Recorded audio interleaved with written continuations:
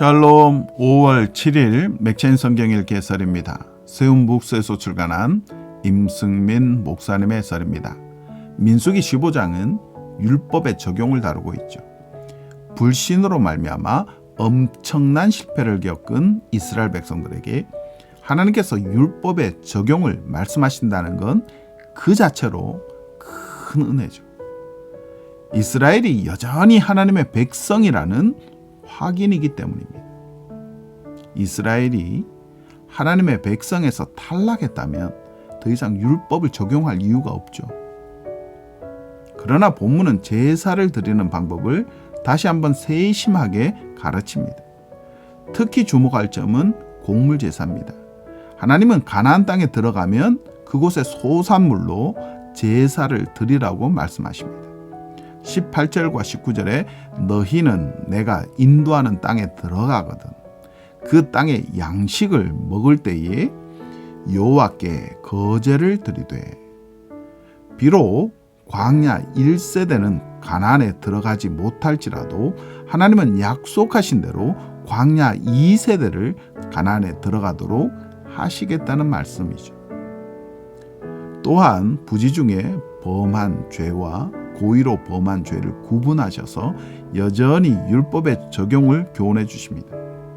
마지막으로 안식일 규정을 어긴 사람을 처벌하셔서 실제로 율법을 적용하심을 보여주십니다.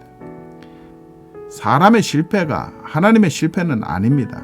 사람의 악이 하나님의 의를 꺾을 수는 없습니다.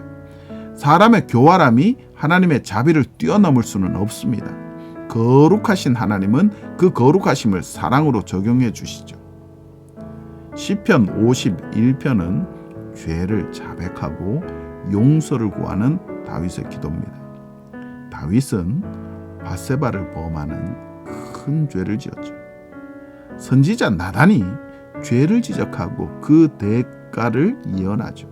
다윗은 자신의 죄를 들여다봅니다. 자신의 죄가 출생 전부터 이어져 오고 있다는 사실도 고백합니다. 이제 다윗의 소망은 한 가지죠. 하나님의 자비로우심입니다. 하나님께서 자신을 불쌍히 여기시고 회복시켜 주시는 것만이 유일한 소망이 되었습니다. 자기 자신에게는 선한 것이 하나도 남아있지 않다는 것을 깨달았기 때문이죠. 제사를 100번 드린들 무슨 소용이 있겠습니까? 하나님께서 원하시는 제사는 상하고 통회하는 마음이죠. 상하고 통회하는 마음은 자신의 죄와 무력함을 알고 하나님의 의와 자비의 소망을 거는 마음입니다. 이사야 5장은 포도원 비유입니다. 본문은 나단이 밧세바를 취한 다윗에게 경고하려고 갔을 때 취한 이야기 방식과 유사하죠. 비유를 통해 자기 자신의 죄를 들여다보게 하는 방식입니다. 포도원은 이스라엘을 말하고 포도원 주인은 하나님을 뜻합니다. 포도원 주인은 온 정성을 다해서 포도나무를 돌봤습니다. 땅을 부드럽게 하고 극상품 포도나무를 심었죠. 할 수 있는 모든 것을 다 하고 열매를 기다렸습니다. 그런데도 먹을 수도 없는 들포도가 맺힌 거죠. 화가 난 포도원 주인은 그 포도원을 갈아엎어버렸습니다. 8절 이하는 이스라엘이 맺은 들포도에 관한 설명이죠. 가옥에 가옥을 잇고 전토에 전토를 더해서 그 넓은 곳에 홀로 거주하려는 탐욕, 온갖 쾌락에 빠져서 하나님의 일에 관심을 두지 않는 방탕, 하나님을 조롱하는 참담함과 교만, 거짓과 위선, 부정, 부패 등입니다. 하나님은 이 모든 악행을 반드시 징벌하십니다. 히브리서 12장은 하나님께서 징계하시는 목적에 관해 교훈합니다. 하나님은 죄에 대해 엄격한 기준을 갖고 계시죠. 악을 저지르는 사람은 징계를 당합니다.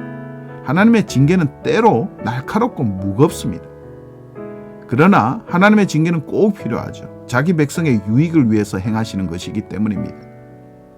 11절에 무릇 징계가 당시에는 즐거워 보이지 않고 슬퍼 보이나 후에 그로 말미암아 연단받은 자들은 의와 평강의 열매를 맺느니라. 징계는 하나님께서 우리를 여전히 당신의 자녀로 대하시고 있다는 증거입니다. 성도는 징계를 만났을 때 속히 돌이켜서 의의 열매를 맺기 위해 힘써야 합니다. 거룩한 두려움을 품되 새 언약의 중보자가 되신 예수 그리스도를 의지해 거룩한 길을 걸어가시기 바랍니다.